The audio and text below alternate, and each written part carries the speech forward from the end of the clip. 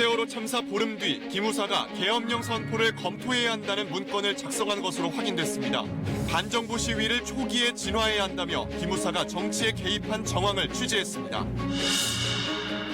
청와대와 정부, 여당이 국가수사본부 설치와 정보경찰 통제 등을 담은 경찰 개혁안을 제시했습니다.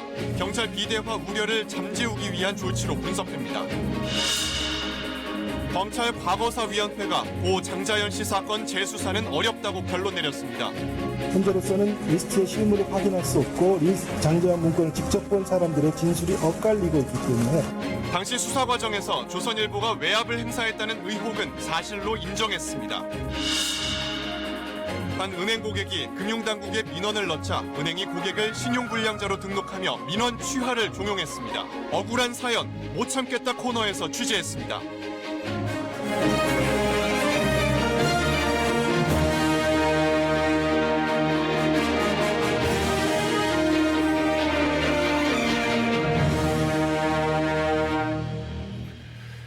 9시 뉴스 시작하겠습니다. 최근 재판에 넘겨진 기무사의 세월호 유가족 사찰 사건과 관련해서 KBS가 수사 기록을 입수해서 연속 보도하고 있습니다. 오늘은 다소 충격적인 내용을 전해드리겠습니다. 세월호 참사 보름 뒤인 2014년 5월 초 기무사가 작성한 문건에서 계엄령 선포를 조기 검토해야 한다는 문구가 발견됐습니다. 반정부 시위가 순식간에 악화될 수 있으니 계엄령을 조기 검토해야 한다는 것입니다. 당시 기무사령관은 매주 청와대에 보고해온 것으로 확인됐습니다. 먼저 문건 내용을 강나루 기자가 보도하겠습니다. 2014년 5월 1일 세월호 참사 보름 뒤 실종자 수색이 한창이던 때 기무사 정보융합실이 작성한 유가족 관리 및 후속 조치 문건입니다. 반정부 성향의 유가족 대표단을 다시 구성해야 한다는 관리 방안에 이어 후속 조치를 제안합니다. 사이버 대응과 검경 국정원 등 공안기관 협의 활성화, 보수 언론을 활용해 정부 지지를 확산시킨다는 겁니다. 한 발 더 나아가 유사시 대응 방안도 제시합니다. 시위 규모가 급속하게 확산될 경우 국가 비상사태와 계엄령 선포를 조기 검토한다고 돼 있습니다. 계엄 선포 시 군사법원이 재판을 하게 되는데 수사를 담당할 군 합수부 설치를 준비한다는 내용도 담겼습니다. 저희가 100% 그거는 못 쓰는 단어기 때문에 검토 과정에서 어느 단계에서 그게 수정이 됐는지는 저는 모르겠지만 이제 뭐 이렇게 아마 그렇게 진행이 됐을 것 같습니다. 계엄령 조기 검토는 2달여 뒤 작성된 기무사 보고서에 그대로 재등장합니다. 이번에는 대정부 전복 업무 수행 방안 문건, 튀니지에서 발생한 정권 퇴진 시위를 예로 들면서 우리나라도 순식간에 반정부 시위가 악화될 수 있으니 계엄령 선포를 조기 검토해야 한다고 적었습니다. 윗선에 아니면 청와대나 대통령에게 보고됐을 가능성이 큰 문건입니다. 앞으로 이 점을 분명하게 수사를 통해서라도. 당시 기무사령관은 매주 청와대를 찾아 세월호 관련 문건을 보고해온 것으로 조사됐습니다. KBS 뉴스 강나루입니다. 네, 2014년 세월호 참사 보름 만에 작성된 이 계엄령 조기 검토 문건은 지금 보면 조금 터무니없어 보입니다. 그런데 그 배경은 촛불이었던 걸로 보입니다. 여기서 촛불은 2008년 이명박 정부 시절에 미국산 쇠고기 수입 반대 당시의 촛불입니다. 이걸 교훈 삼자면서 노골적으로 정치에 개입한 것입니다. 이어서 노윤정 기자가 보도합니다. 미국산 쇠고기 수입 반대 촛불 문화제가 시작된 건 2008년 5월. 신고 인원 300명, 처음엔 별것 아니라는 게 정부의 판단이었습니다. 하지만 연일 10,000명 안팎의 시민이 광장에 모였고 결국 기무사가 댓글 여론 공작을 맡아 전면에 나섭니다. 세월호 참사 당시 작성된 기무사의 계엄령 검토 문건. 반정부 시위는 초기 진화에 역량을 집중해야 된다면서 광우병 사태를 교훈 삼아라고 적었습니다. 들불처럼 번졌던 촛불 집회에 주도적으로 대응했던 기무사의 경험을 내세운 겁니다. 광우병을 내가 진압했다라는 공명심. 그러니 또 언제든 또 비슷한 사건은 또 일어날 거고 계속 그것만 보다시피 하는 거예요. 광우병 사태 6년 만에 다시 광장에 등장한 촛불. 기무사는 반정부 시위 확산에 대비해 계엄령도 검토해놔야 한다며 발빠르게 노골적인 정치 개입에 나섭니다. 군 검찰 관계자는 터무니없는 보고서에 수사팀도 충격을 받았었다면서 다만 세월호 참사 당시 계엄령 선포를 구체적으로 검토한 흔적은 발견되지 않았다고 밝혔습니다. 하지만 기무사는 3년 뒤 실제로 계엄령 선포 세부 계획을 검토하게 됩니다. 박근혜 전 대통령 탄핵으로 다시 촛불이 광장에 등장했을 때였습니다. 이때는 계엄령 선포에 반대하는 야당 의원을 현행범으로 체포하는 등의 국회 무력화 방안이 검토됐고 언론 통제 계획도 마련됐습니다. 또 합동수사본부 설치 계획과 비상계엄 선포문, 담화문까지 함께 준비됐습니다. KBS 뉴스 노윤정입니다. 정부와 여당이 오늘 국가수사본부를 설치해서 경찰의 수사권을 통제하고 정보 경찰의 정치 개입에 대해서도 통제하는 방안을 내놓았습니다. 이른바 경찰개혁안입니다. 이 경찰개혁안은 검경 수사권 조정안에 대한 검찰의 반발에 대한 대안으로 제시된 것으로 보입니다. 그러면서 현재 검찰의 반발과 태도를 강도 높게 비판했습니다. 김준번 기자의 보도입니다. 청와대와 정부 민주당이 경찰개혁을 점검하자며 모였습니다.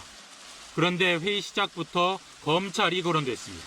지난주 검경 수사권 조정안을 공개 반대한 검찰을 성토한 겁니다.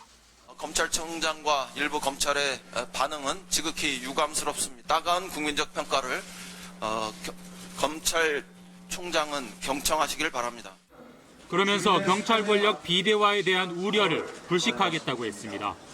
경찰 개혁 카드로 검찰 불만을 잠재우겠다는 뜻으로 읽힙니다. 초점은 경찰 권한 줄이기에 맞춰졌습니다. 국가수사본부를 설치해 경찰청장이나 서장 등이 수사에 관여할 수 없게 하고 교통, 풍속 등 민생 치안 업무는 지자체로 넘기고 정보경찰을 통제, 정치나 선거 개입을 막겠다는 방안 등을 확정했습니다. 고치거나 새로 만들어야 할 입법과제 17건을 추렸습니다.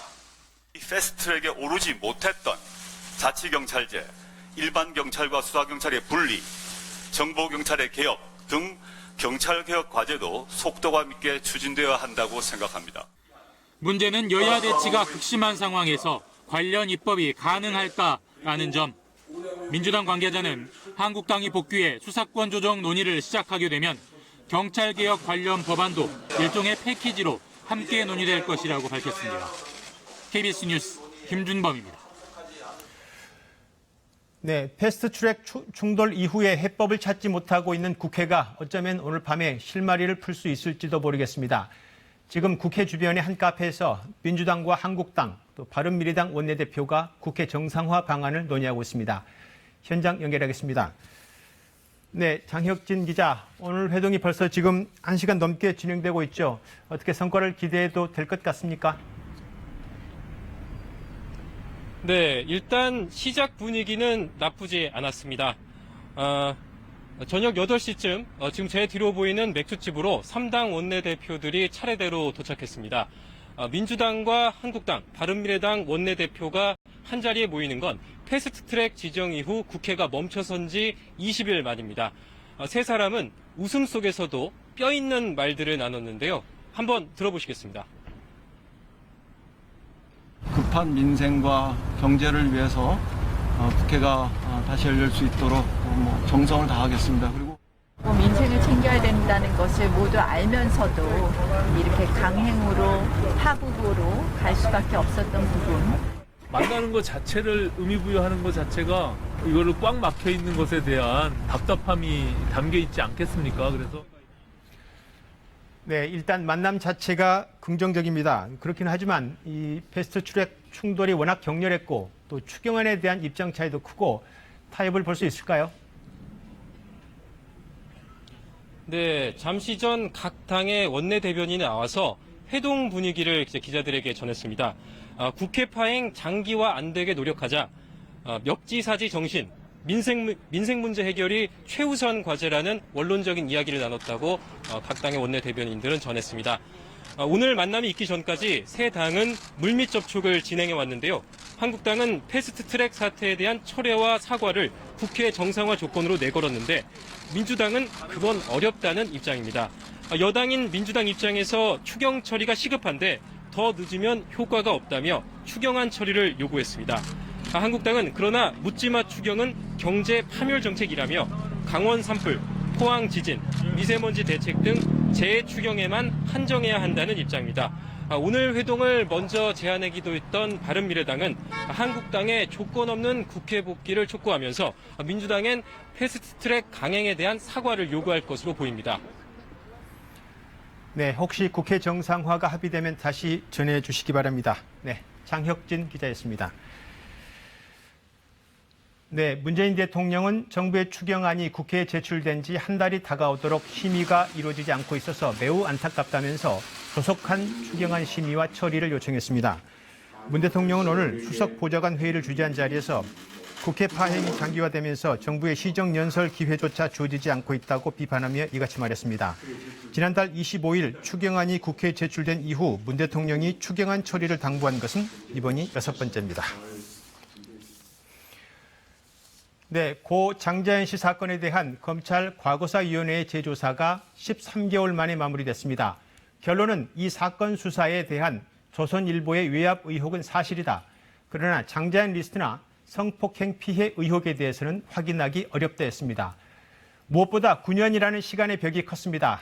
당시 검경의 부실 수사로 주요 증거들이 누락됐고 공소시효가 지나서 재수사 권고도 하기 어렵다고 결론지었습니다. 이 사건 진실에 대한 물음표는 계속될 것으로 보입니다. 먼저 이지윤 기자입니다.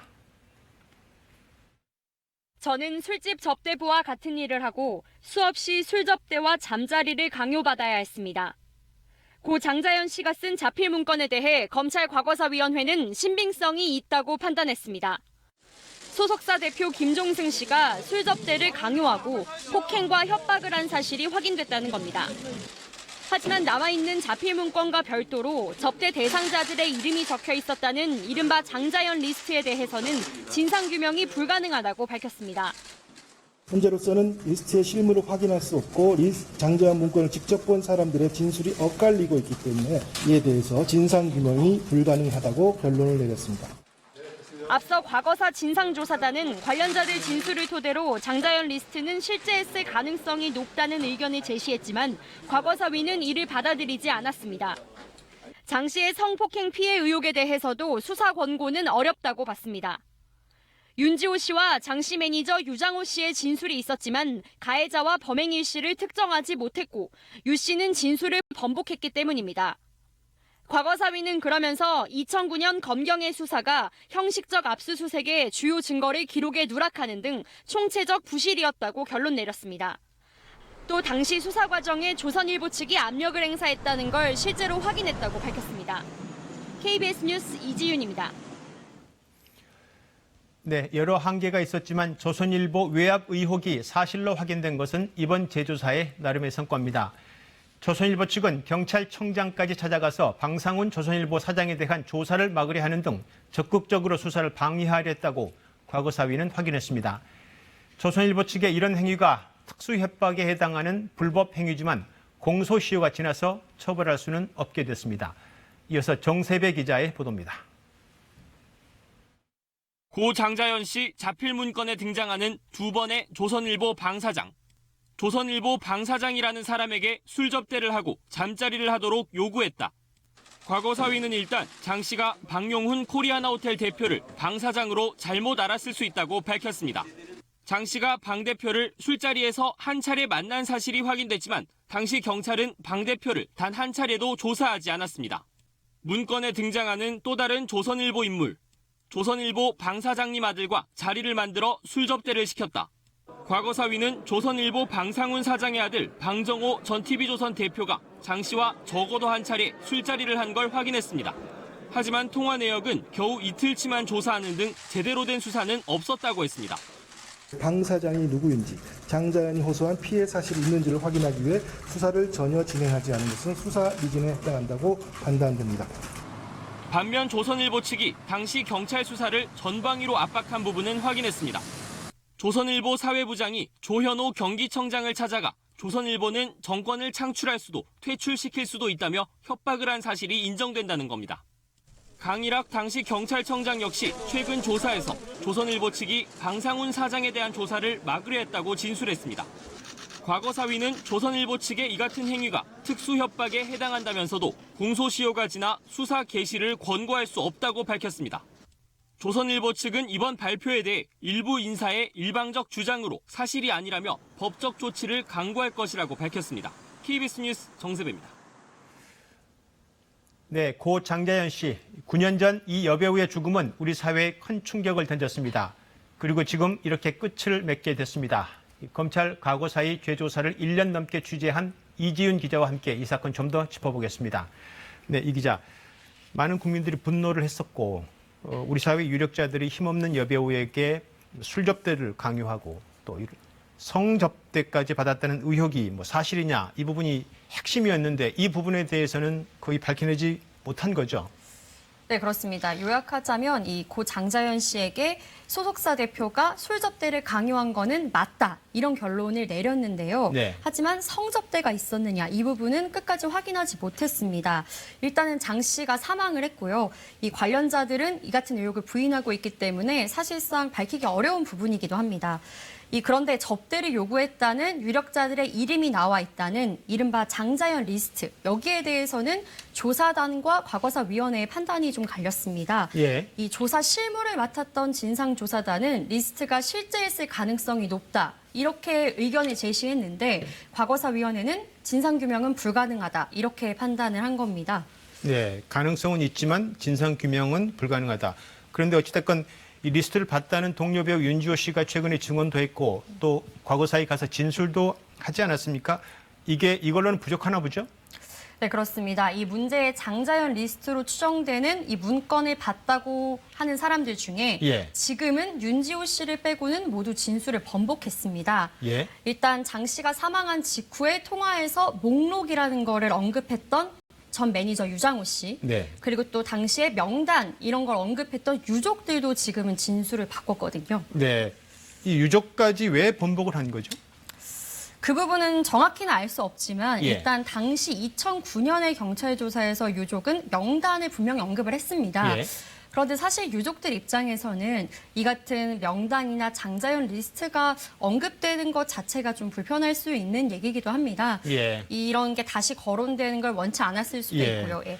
번복을 한 정확한 이유는 지금 모르는군요. 네, 그렇습니다.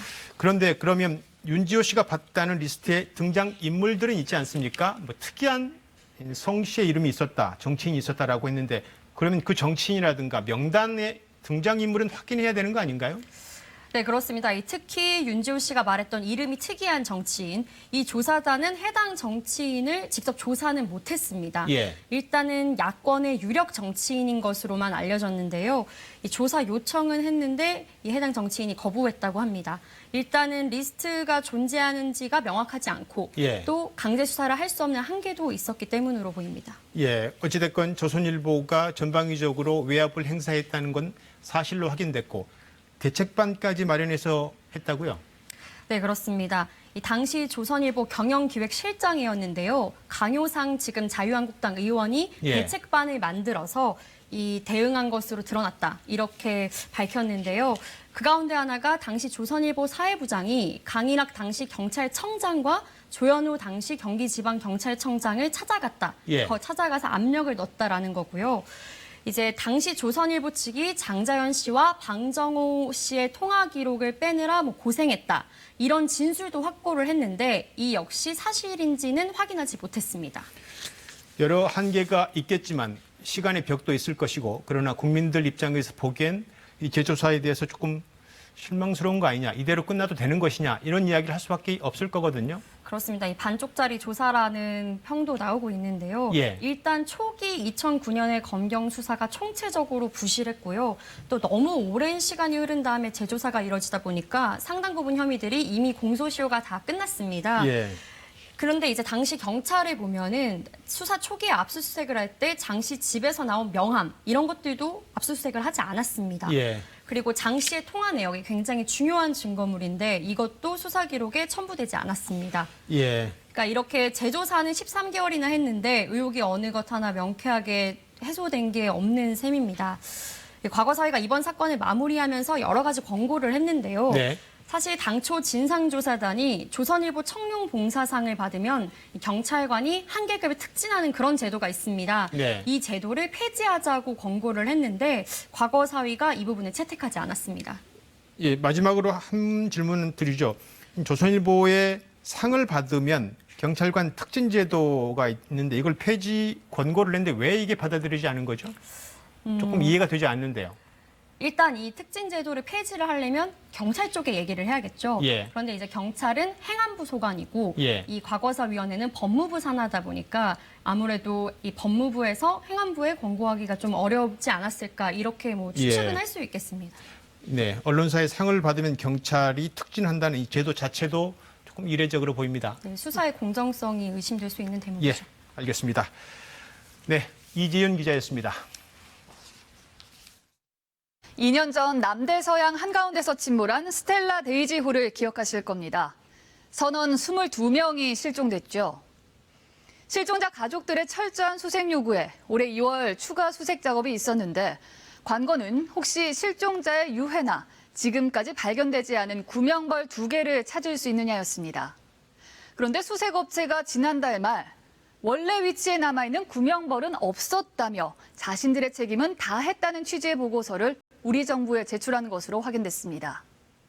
구명벌이 없다가 아니라 구명벌이 원래 위치에 없다입니다. 실종자 가족들은 업체 자료의 근거가 부족하다며 반발하고 있습니다. 황경주 기자가 보도합니다. 스텔라 데이지호 수색업체 오션 인피니티가 지난달 30일 우리 외교부에 제출한 영상조사 보고서입니다.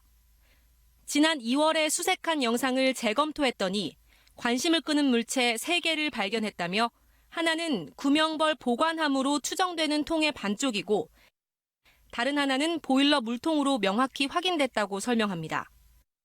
또 하나는 보관함일 수도 아닐 수도 있다고 밝혔습니다.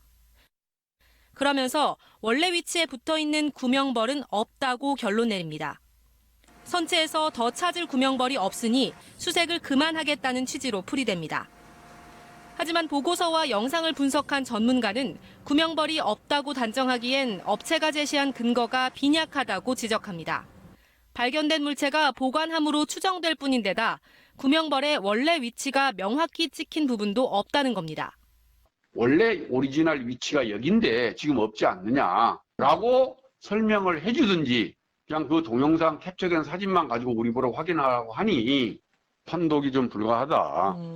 실종자 가족들도 보관함이 기존에 발견된 구명벌의 것인지 사라진 구명벌의 것인지 알 수 없다고 주장합니다.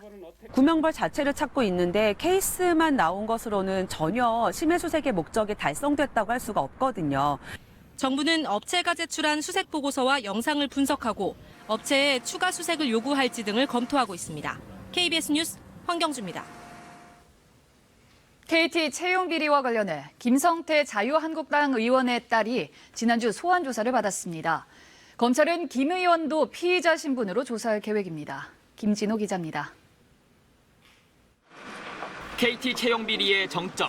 이석채 전 회장이 검찰에 구속 기소되면서 KT 채용 비리 수사는 마무리 국면에 들었습니다.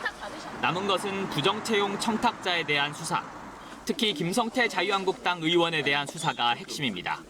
이런 가운데 김성태 의원의 딸이 지난주 검찰에 소환돼 참고인 조사를 받은 것으로 확인됐습니다. 김 의원 딸은 검찰 조사에서 부정 채용이라는 사실을 몰랐다면서 KT 채용 과정에 문제가 없다고 생각했다고 진술한 것으로 알려졌습니다. 김 의원 딸은 입사 지원서도 내지 않고 서류 합격자 발표가 난 이후에 인성검사만 따로 응시해 채용 절차를 밟았습니다. 그나마 인성검사에서도 불합격을 받았지만 결국 합격으로 뒤바뀌었습니다. 검찰이 확인한 2012년 KT 공채 부정 채용은 김 의원의 딸을 포함해 모두 12건. 검찰이 김 의원을 제외한 다른 청탁자들을 재판에 넘기기는 어려워 보입니다. 단순 청탁이 아닌 뇌물수수나 업무방해 공모 혐의를 입증해야 처벌이 가능한데 이를 뒷받침할 증거가 부족하기 때문입니다. 김 의원은 채용비리 수사에 대해 진실은 규명돼야 한다면서도 정치적 프레임에 대해선 우려스럽다고 밝혔습니다. 딸을 소환해 조사한 검찰은 가능하면 이달 안에 김성태 의원을 피의자 신분으로 불러 조사를 마칠 계획입니다. KBS 뉴스 김진호입니다. 지난주 금요일 KBS가 탐사 보도한 고향 조이소의 폭발 사건 강압 수사 의혹이 국가인권위원회 조사 결과 사실로 확인됐습니다. 거짓말 말하면서 자백을 강요한 경우만 무려 123차례였습니다. 인권위는 비단 이 사건뿐만 아니라 그동안 자백에 의존해왔던 수사 관행이 근본적으로 바뀌어야 한다고 지적했습니다. 임재성 기자의 보도입니다. 디무드 씨는 모두 29시간의 조사를 받았습니다. 명백한 거짓말 그것도. 내가 자료를 안 보여주는 거야 지금. 거짓말 하고. 거짓말 아니라고 그랬죠? 거짓말은 아니에요? 마지막 4차 조사에서만 거짓말이라며 추궁한 경우가 123차례였습니다. 결론적으로 말씀드리면 자백 거짓말하고 그렇게 하나 없습니다. 그러나 인권위는 이는 자백 강요며 진술 거부권 침해로 결정했습니다. 과학적으로 입증하는 게 아니라 자백을 통해서 입증하려고 하는 그런 이 과거 시대의 어떤 수사 관행의 연장선이라고 봤고요. 그래서 이런 수사 관행이 근본적으로 바뀌기 위해서는 경찰 인식의 개선이. 명백한 증거가 있더라도 증거를 근거로 자백을 강요하는 것은 합리화될 수 없다고 덧붙였습니다. 경찰은 당시 피의자의 이름, 나이, 국적뿐만 아니라 비자 종류까지 상세하게 공개했고 이 또한 인권 침해로 판단됐습니다. 피의자에게만 관심이 집중되면서 이주 노동자에 대한 편견을 악화시키고 근본적인 원인 규명을 방해하는 결과를 가져왔다는 겁니다. 지금은 좀 어떻게 됐으면 좋겠어요? 빨리 끝나면 좋아. 변론을 맡은 민변은 폭발이 풍둥이 아닌 다른 원인으로 발생했을 가능성에 대한 재수사를 촉구했습니다. KBS 뉴스 임재성입니다. 아이스하키 국가대표 선수 2명이 10년 전 성폭행을 저지르고도 기소되지 않아서 처벌받지 않은 사건 어제 KBS가 보도한 바 있습니다. 또 다른 문제는 두 선수가 아이스하키 협회에서 아무런 제재도 받지 않아서 10년간 태극마크를 달고 국제대회에 참가했다는 것입니다.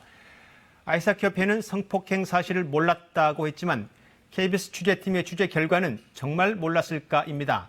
성폭행 가해자들이 이렇게 지금도 국가대표를 하고 있다는 사실 자체로 피해자의 고통은 계속되고 있습니다. 양예빈 기자의 단독 보도입니다. 지난 5일 카자흐스탄에서 막을 내린 2019 국제 아이스하키 연맹 세계선수권 디비전 1그룹 A 대회. 10년 전 유모 씨를 성폭행했던 이모 씨와 김모 씨도 이 대회에서 태극마크를 달고 국가대표 선수로 뛰었습니다. 2009년 11월 기소유예 처분을 받은 뒤 지금까지 김 씨는 13차례, 이 씨는 8차례나 태극마크를 달고 국제대회에 참가했습니다. 심지어 김 씨는 지난해 열린 평창 동계올림픽에도 국가대표로 뛰었습니다. 선수나 지도자가 성 관련 범죄를 저질렀을 경우 협회는 징계위원회를 열어 자격정지나 박탈 등을 논의해야 합니다. 협회 측은 KBS 취재 이전까지는 두 선수의 성폭행 사건을 알지 못했다는 주장입니다. 10년 전 사실이고 기소유예고 범죄 사실 조회를 할 수 있는 단체도 아니고요. 이런 상황이기 때문에 제가 입장을 말씀드릴 상황이 아닌 것 같습니다. 하지만 당시 협회 관계자 일부는 이 사실을 이미 알고 있었던 것으로 취재 결과 확인됐습니다. 자꾸 나중에 알았죠. 나중에 무슨 일이 있었다고 그러더라고요. 그 문제가 없으니까 애들이 해결이 되겠지. 징계위원회가 열리지 않다 보니 두 선수는 소속팀은 물론 국가대표 선수로 거리낌 없이 활동해온 겁니다. 피해 여성은 두 선수가 아무런 일도 없었다는 듯이 방송 등 언론에 등장하는 것을 바라볼 때마다 분노와 고통에 휩싸였다고 호소합니다. 성범죄를 했던 사람이 국가대표를 대표해서 운동선수가 되고 그거에 대한 징계조차를 받지를 않고 지금 너무 잘하고 있잖아요. 성폭행 가해자네 그들은 이렇게 살아도 되는 건가요? 저는 너무 이해가 안 가요.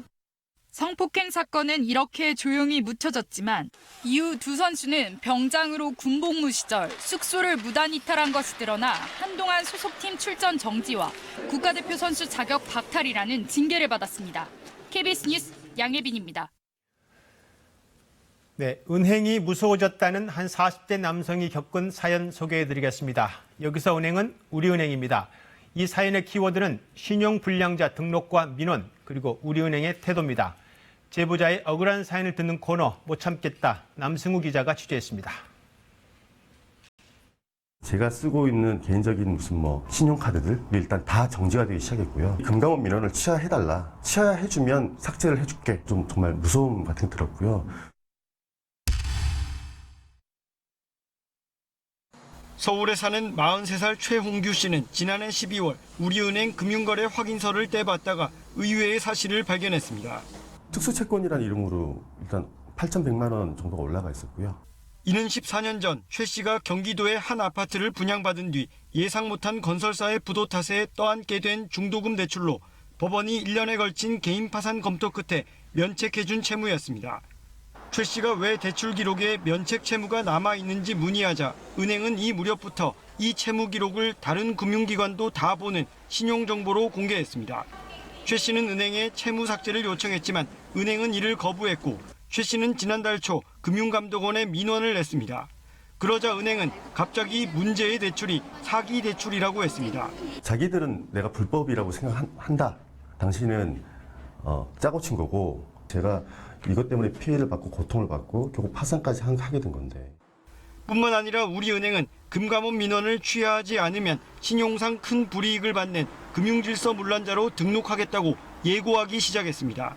금감원에 민원이 접수되면 원칙적으로 업무를 처리하지 않았던 부분에서 원칙적으로 처리할 수밖에 없다라는 의견이어서 우선 민원은 취하를 하시고. 최 씨는 거절했고 금감원의 민원 조사가 계속되자 은행은 지난 5월 1일 면책 대출 정보를 신용정보에서 삭제했습니다. 그런데 이틀 뒤 은행은 최 씨를 금융질서 문란자로 등록했습니다. 제가 쓰고 있는 개인적인 신용카드들이 일단 다 정지가 되기 시작했고요. 은행들로부터 저한테 모든 회사 채무에 대해서 상환 조치가 이루어질 수 있는 상황이다. 최 씨는 은행에 연락해 대체 왜 그러느냐고 했습니다. 저는 면책받은 거를 왜 안 없애주냐고 말씀을 드렸어요. 아니, 면책은 불법은 됩니다. 근데 그거 제가 왜 불법입니까? 그럼 불법 아닌 거 해명을 하세요. 그럼 어떻게 해야 됩니까? 감독원에 취하를 하시고, 강요하는 게 아닙니다. 고객님이 수사기관에 고소를 하고 난 다음 내가 그 결과를 보고 내가 등록할게요. 말씀해보세요. 어떻게 하실 거예요? 취하를 하면 바로 금융질서 문란한 거 그죠? 네, 좋습니다. 그거는 제가 약속을 내립니다. 최 씨가 금감원 민원 취하를 약속하자 은행에 연락이 왔고 취하하시고 이런 등록 정보는 삭제하기로 합의를 했다라고 해서 인터넷으로 들어가시는 고객님 직접 취하가 가능하시고요. 시킨 대로 민원을 취하하자 금융질서 문란 정보가 삭제됐습니다. 개인 신용 정보를 이렇게 다뤄도 되느냐는 물음에 우리은행 관계자는 최 씨가 명의되어 불법 대출자란 나름의 증거가 있어서 한 일이라고 밝혔습니다. 금융정보관리기관인 한국신용정보원은 명확한 근거자료 없이 금융질서 문란 정보를 등록하거나 삭제하는 것은 문제가 있다고 밝혔고 금융감독원과 금융위원회는 공식 조사에 착수했습니다.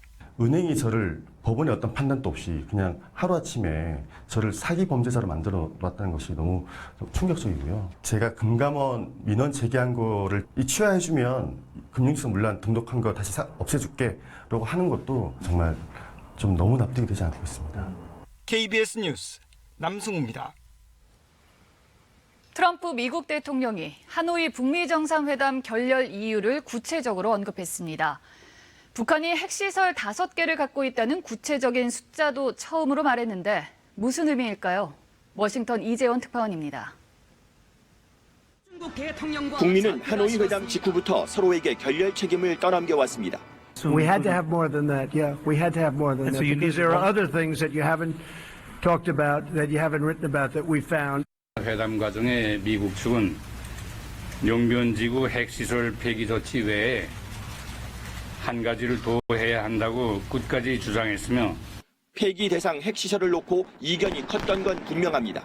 이와 관련해 트럼프 미 대통령이 폭스뉴스에 회담 결렬 사유를 보다 구체적으로 밝혔습니다. 김정은 위원장은 핵시설 한두 곳을 없애기를 원했다. 하지만 그는 5곳을 갖고 있다고 말했습니다. 그러면서 나머지 3곳은 어떻게 할 것이냐, 그것은 좋지 않다라고 말했다고 밝혔습니다. 이 때문에 김 위원장에게 당신은 합의할 준비가 되지 않았다고 말했다는 겁니다. 트럼프 대통령이 언급한 5곳이 미국이 파악한 정확한 숫자인지 또 어떤 시설들을 지목한 건지는 불분명합니다. 그러나 북 핵시설 숫자를 구체적으로 언급한 건 처음이어서 하노이 회담에서 최소한 5곳의 핵시설 해체를 요구했다는 추론은 가능해 보입니다. 트럼프 대통령은 이번 인터뷰에서도 북한이 실험을 중단했다는 걸 강조했습니다. 최근 북한이 발사에 대해선 언급하지 않았습니다. 협상을 계속 이어가려는 의도로 풀이됩니다. 워싱턴에서 KBS 뉴스 이재원입니다.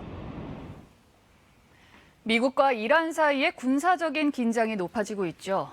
중동에선 군사 도발이 이어지며 전쟁 위기감이 고조되고 있습니다. 김영덕 특파원입니다. 이라크 수도 바그다드의 그린존에 로켓포가 날아들었습니다. 그린존은 정부 청사와 외국 공간이 자리한 특별 경비지역. 미국 대사관에서 500m 거리에 포탄이 떨어졌습니다. 인명피해는 없었습니다. 이라크 경찰 당국은 바그다드 동쪽 외곽에서 로켓 발사대를 찾아냈는데 이 지역은 이란이 지원하는 시아파 민병대의 본거지입니다. 역시 이란이 지원하는 예멘의 후티 반군은 지난주 사우디아라비아의 송유관 등을 무인기인 드론으로 공격했습니다. 후티 반군은 이 드론 공격이 사우디와 아랍에미리트 연합에 있는 공격 목표 300곳에 대한 군사작전의 시작이라고 위협했습니다. 사우디 연합군은 예멘 내전에 개입한 상태. 사우디도 가만히 있지 않았습니다. 중동에서 전쟁을 원하지 않지만 피하지도 않겠다며 처음으로 전쟁을 언급했습니다. في حال اختيار الطرف الآخر الحرب فإن المملكة سترد على ذلك وبكل قوة وحزم وستدافع عن نفسها ومصالحها. 이란도 사우디처럼 전쟁을 추구하지는 않겠지만 두려워하지도 않는다고 맞섰습니다. 살라미 이란 혁명수비대 총사령관은 국가를 방어하는 모든 분야에서 준비가 끝났다고 말했습니다. 사우디는 아랍연맹 긴급 정상회의를 소집하며 이란에 맞설 우군의 결속에 발빠르게 나섰습니다. 두바이에서 KBS 뉴스 김영덕입니다. 전쟁 조짐에 트럼프 대통령은 이란의 종말을 경고했습니다. 이란과의 충돌 가능성을 놓고 우려가 커지는 상황입니다. 워싱턴 김은규 특파원입니다. 며칠 전만 해도 트럼프 대통령은 이란과의 전쟁 가능성에 그러지 않기를 희망한다고 했습니다.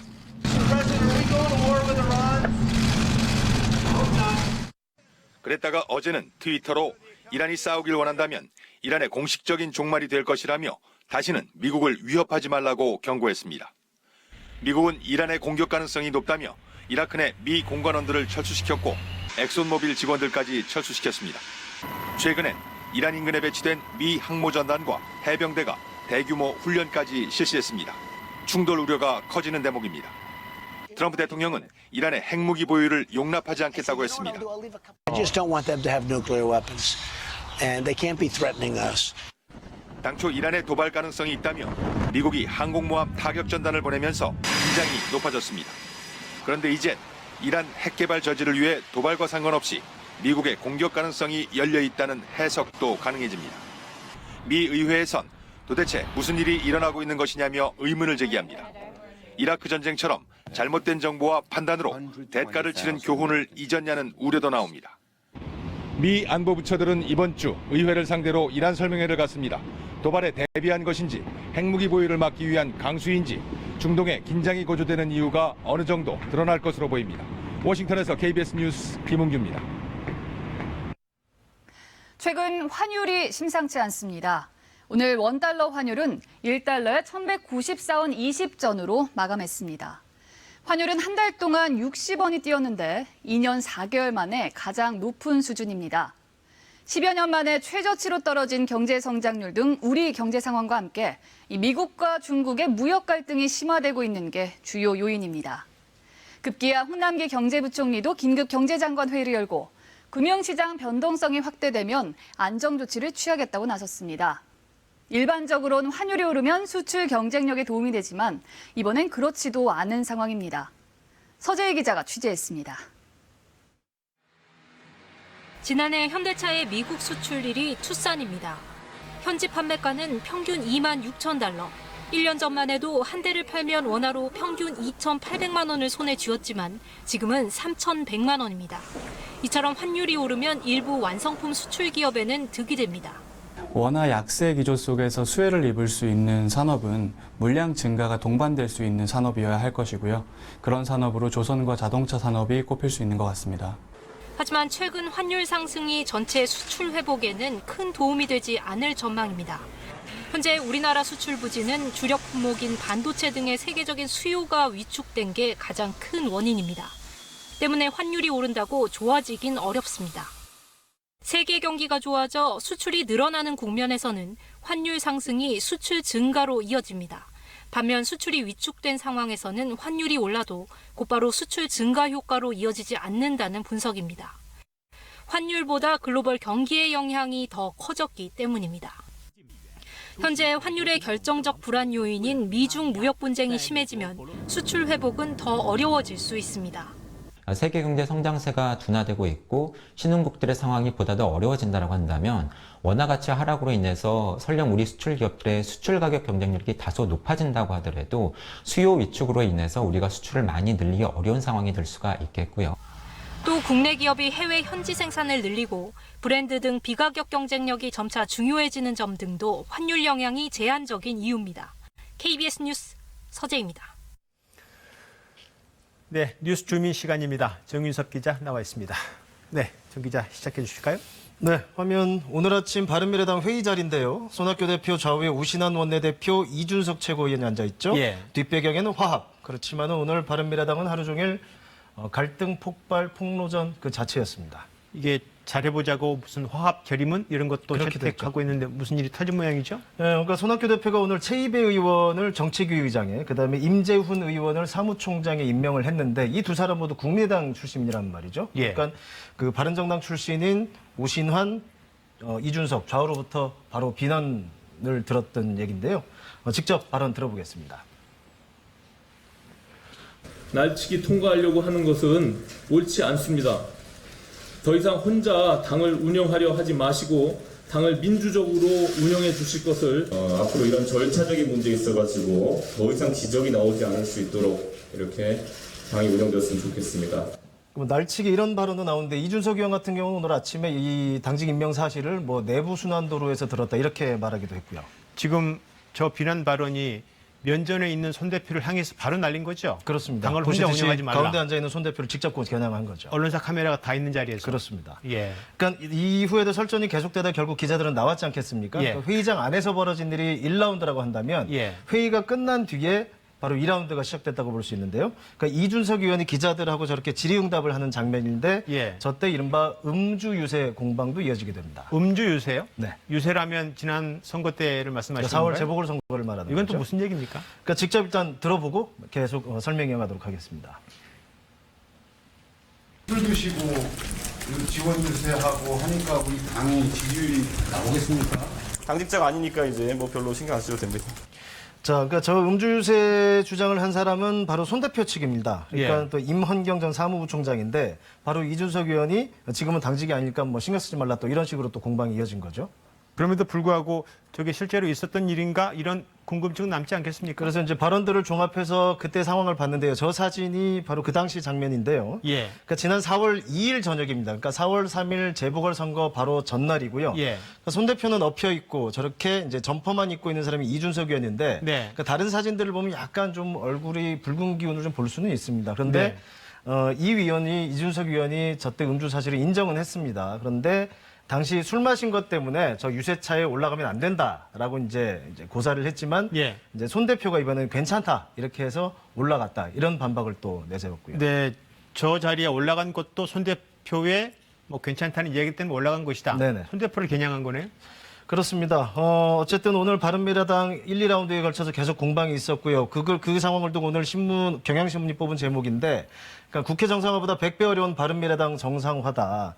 그러니까 1, 2라운드 이후에 이번에 3라운드라고 한다면 오후에 계속해서 기자회견이 이어집니다. 예. 이 자리에서는 결국 오신환 원내대표의 사퇴 주장까지 나왔습니다. 오늘 준비한 소식은 여기까지입니다. 네, 알겠습니다. 잘 들었습니다. 뉴스주민 정윤섭 기자였습니다.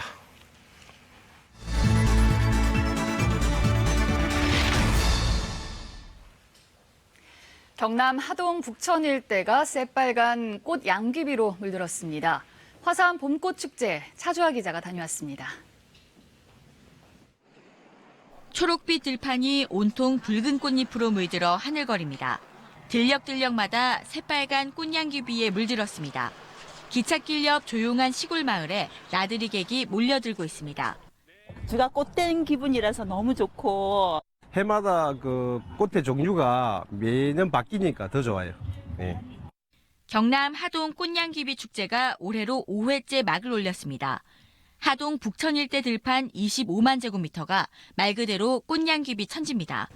분홍빛 안개꽃과 보랏빛 수레국화, 형형색색의 꽃 수만 송이도 함께 어우러져 활짝 피어났습니다.